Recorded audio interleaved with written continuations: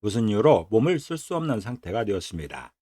전신 마비일 수도 있고 부분 마비일 수도 있는데 누구의 도움 없이는 생활할 수 없는 지경에 이르는 것이 마비입니다. 반갑습니다. 셋단자 820강입니다. 오늘은 마비들 맞자를 중심으로 하는 6개 한자를 셋단자로 해석해 보겠습니다. 먼저 중심자로 사용될 마비들 맞자입니다. 마비들 맞자는 마비되다는 뜻이 있죠. 마비라는 것은 신경이나 근육이 형태의 변화 없이 기능을 잃어버리는 일입니다. 이 마비들 맞자는 집 엄자와 숲을 님자로 구성되었죠. 그 중에 집 엄자는 집을 의미합니다. 숲을 님자는 숲을이지요. 숲을 의미하고 있습니다.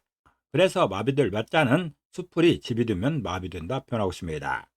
다시 말해서 숲에서 집처럼 생활하면 독초나 짐승 때문에 마비된다는 그런 설명인 것이죠. 일상적으로 숲에서 생활하게 되면 많은 위험에 노출됩니다. 그 중에 가장 위험한 것이 먹고 살아야 하기 때문에 독초가 위험하지요. 또한 산짐승도 위험한 것이죠. 아주 전문가가 아니라면 산나물과 독초를 구분하기는 거의 어렵습니다. 불가능하죠. 이런 독초를 한 입만 먹어도 몸에 마비가 옵니다. 많이 먹게 되면 생명도 위험한 것이죠. 또한 산짐승의 위험도 못지 않습니다. 그렇게 숲에서 집처럼 생활하게 되면 많은 위험을 안고 살게 됩니다. 그 중에 첫 번째가 마비의 위험인 것이죠. 마비될 맞자는 숲풀이 집이 되면 마비된다 표현하고 있습니다. 다시 말해서 숲에서 집처럼 생활하게 되면 독초나 짐승 때문에 마비되기 쉽다라는 그런 설명입니다. 요즘에야 약물 중독 때문에 문제될 수도 있지만 예전에는 독초나 짐승에게 마비되는 경우가 더 많았습니다. 사용 단어로서는 쾌도난마가 있습니다. 쾌도난마는 잘 드는 칼로 헝클어진 삼가닥을 자른다는 뜻이죠. 어지럽게 뒤얽힌 사물을 명쾌하게 처리한다는 말입니다. 그리고 난마나 대마초를 할 때 마비될 마자가 사용되고 있습니다. 중심자인 마비될 마자에 또 하나의 부수를 추가할 때마다 또 다른 한자를 만날 수 있습니다. 이것이 바로 셋단자입니다. 마비될 마자가 사용된 첫 번째 관련자는 마귀 마자입니다. 마귀 마자는 마귀를 의미하지요. 마귀는 요사스럽고 못된 잡귀를 통틀어 이루는 말입니다. 이 마귀 마자는 마비들 마자와 귀신 귀자로 구성되었죠. 그 중에 마비들 마자는 마비되다는 뜻이 있고 귀신 귀자는 귀신을 의미하고 있습니다. 그래서 마귀 마자는 마비시키는 귀신이 마귀라 표현하고 있습니다. 다시 말해서 사람의 기능을 둔하게 하여 바보처럼 만드는 귀신이 마귀란 그런 뜻입니다. 귀신의 전체 범위 중에서 마귀가 있습니다. 그 마귀의 기능은 마비시키는 귀신이란 그런 설명입니다. 멀쩡하던 사람도 귀신에 홀리게 되면 마비되기 마련입니다. 둔해지는 것이죠. 바보가 된 것처럼 멍해지는 그런 상황으로 이르는 것이죠. 귀신에 홀리면 그런 증상이 나타납니다. 귀신은 화를 주기도 하고 복을 주기도 합니다. 그런데 마귀는 화만 끼치는 것이죠. 특별히 기능을 둔하게 하는 그런 기능이 마귀의 기능입니다. 마귀 맞자는 마비시키는 귀신이 마귀라 표현하고 있습니다. 다시 말해서 사람의 기능을 둔하게 해서 바보처럼 만드는 귀신이 마귀라는 그런 설명입니다. 사용 단어로서는 촌선청마가 있습니다. 촌선청마는 좋은 일은 한치 정도이고 언짢은 일은 한자 정도라는 뜻입니다. 좋은 일은 적고 언짢은 일이 많음을 이루는 말입니다. 그리고 마귀나 복마전이라 할 때 마귀 맞자가 사용되고 있습니다. 두 번째 관련자는 갈맞자입니다. 갈맞자는 갈다는 뜻이 있죠. 갈다라는 것은 단단한 물건에 대고 문지르는 것입니다. 이 갈맞자는 마비될 맞자와 돌석자로 구성되었죠. 그 중에 마비될 맞자는 마비되다는 뜻이 있고 돌석자는 돌을 의미하고 있습니다. 그래서 갈맞자는 돌로 마비시키며 간다고 표현하고 있습니다. 다시 말해서 돌로 마비시키듯 단단한 물건을 간다고 설명하고 있습니다. 이렇게 돌로 단단한 물건을 갈게 되면 매끄럼해지는 것이죠. 빈들빈들해집니다. 이렇게 돌로 갈게 되면 그 부분은 거의 마비되는 것 같은 그런 효과가 있는 것이죠. 사람 몸으로 비유한다면 아무 감촉이 없는 그런 상태가 된다는 것입니다. 갈맞자는 돌로 마비시키며 간다고 표현하고 있습니다. 다시 말해서 돌로 마비시키듯 단단한 물건을 가는 것이 갈맞자입니다. 사용 단어로서는 소마세월이 있습니다. 소마세월은 닳아서 없어지는 세월이란 뜻이죠. 하는 일 없이 헛되이 세월만 보낸다는 말입니다. 그리고 연마나 마찰이랄 할 때 갈맞자가 사용되고 있습니다. 마비될 맞자가 사용된 세 번째 관련자는 쓰러질 미자입니다. 쓰러질 미자는 쓰러지다는 뜻이 있죠. 쓰러지다는 것은 힘이 빠져서 서 있던 상태가 바닥에 눕게 되는 그런 상태를 말합니다. 이 쓰러질 미자는 마비될 맞자와 아닐 미자로 구성되었습니다. 그 중에 마비될 맞자는 마비되다는 뜻이 있고 아닐 밑자는 아니다는 뜻이 있습니다. 그래서 쓰러질 밑자는 쓰러짐은 마비되는 것이 아니라는 그런 설명인 것이죠. 다시 말해서 마비된 것과 쓰러지는 것은 원인이 다르다는 그런 설명입니다. 어떤 충격에 의해서 쓰러지는 경우가 있죠. 이렇게 쓰러져서 누워있는 것과 마비돼서 누워있는 것은 전혀 다른 것입니다. 쓰러져서 어디가 다칠 수도 있지만 마비되는 것과는 전혀 다른 것입니다.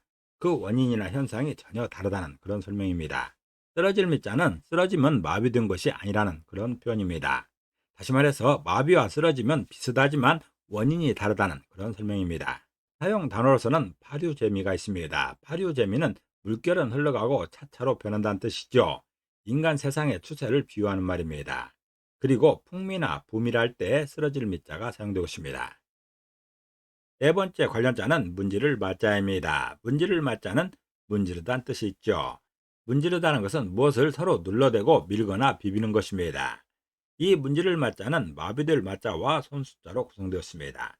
그 중에 마비될 맞자는 마비되다는 뜻이 있고 손숫자는 손을 의미합니다. 그래서 문지를 맞자는 손으로 마비되게 문지른다 표현하고 있습니다. 다시 말해서 무엇을 마비될 만큼 손으로 문지르는 그 상황을 문지를 맞자로 설명하고 있습니다. 무엇을 오랫동안 힘을 가해서 손으로 문지르는 그 상황이 문지를 맞자인 것이죠. 무엇을 오랫동안 힘을 가해서 손으로 문지르게 되면 그 부분이 마비된다는 그런 설명입니다. 안마가 그런 형태입니다. 몸의 아픈 부분을 오랫동안 누르면서 그 부분이 마비되게 한다는 그런 설명입니다. 안마를 해서 마비시키는 것은 아니지만 그런 효과가 있다는 그런 설명입니다. 아픈 것이 없어질 만큼 마비시키는 그 상황이 문지를 맞자입니다. 문지를 맞자는 손으로 마비되게 문지른다 표현하고 있습니다. 다시 말해서 무엇을 오랫동안 힘을 가해서 손으로 문지르는 그 상황이 문지를 맞자인 것이죠. 사용 단어로서는 막권찰장이 있습니다. 막권찰장은 주먹을 문지르고 손바닥을 비빈다는 뜻이죠. 한바탕 해보려고 단단히 벼름을 이루는 말입니다. 그리고 마찰이나 안마할 때 문지를 맞자가 사용되고 있습니다. 마비될 맞자가 사용된 다섯 번째 관련자는 대장기 휘자입니다. 대장기 휘자는 대장기를 말하는 것이죠. 대장기라는 것은 각 군영의 대장이 군대를 지휘하는 데 쓰는 군기를 말합니다. 이 대장기 휘자는 마비될 맞자와 털모자로 구성되었죠. 그 중에 마비될 맞자는 마비되다는 뜻이 있고 털모자는 털을 의미하고 있습니다. 그래서 대장기 휘자는 털을 마비시키는 게 대장기라 표현하고 있습니다.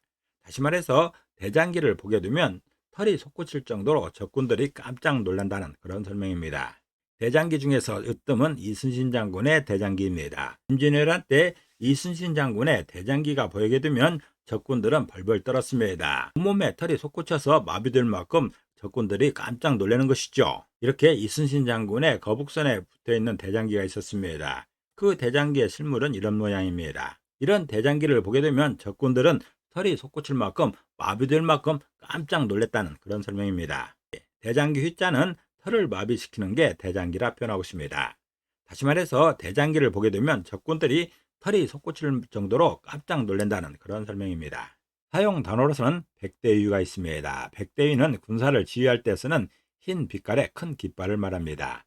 그리고 휘하나 휘병이라 할 때 대장기 휘자가 사용되고 있습니다. 여섯 번째 관련자는 죽밑자입니다. 죽밑자는 죽을 의미하죠. 죽은 곡식을 오래 끓여서 알갱이가 흠칫 부르게 만든 음식입니다. 이 죽밑자는 마비될 맞자와 쌀밑자로 구성되었죠. 그 중에 마비될 맞자는 마비되다는 뜻이 있고 쌀밑자는 쌀을 의미하고 있습니다. 그래서 죽밑자는 쌀을 마비시키는 게 죽이라 표현하고 있습니다. 다시 말해서 죽은 쌀이 마비될 만큼 갈아서 끓인 음식이라는 그런 설명입니다. 쌀로 죽을 끓인다 할 때 쌀 알갱이 전체를 가지고 죽을 만들지 않습니다. 쌀 알갱이를 일일이 비벼서 작게 만든 다음에 그걸로 끓여서 죽을 만드는 것이죠. 쌀 알갱이를 비벼서 작게 만드는 쌀에기를 만드는 그 상황이 마비시킨다 설명하고 있습니다. 쌀이 사람의 몸의 일부라면 그렇게 비비면 마비되겠죠. 마치 쌀이 살아있는 어떤 것이냐 은유하는 그런 비유법입니다. 죽밑자는 쌀을 마비시키는 게 죽이라 표현하고 있습니다. 다시 말해서 죽은 쌀이 마비될 만큼 갈아서 끓인 음식이라는 그런 설명인 것이죠. 사용 단어로서는 분신미골이십니다. 분신미골은 몸이 가루가 되게 하고 뼈를 부러뜨린다는 뜻입니다. 모든 정성과 힘을 다한다는 말이죠. 그리고 미식이나 강미라 할 때 죽밑자가 사용되고 있습니다. 오늘은 셋단자 820강으로서 마비들 마자를 중심으로 하는 6개 한자를 세트 한자로 해석해 봤습니다. 오늘 배운 것을 다시 한번 요약하겠습니다.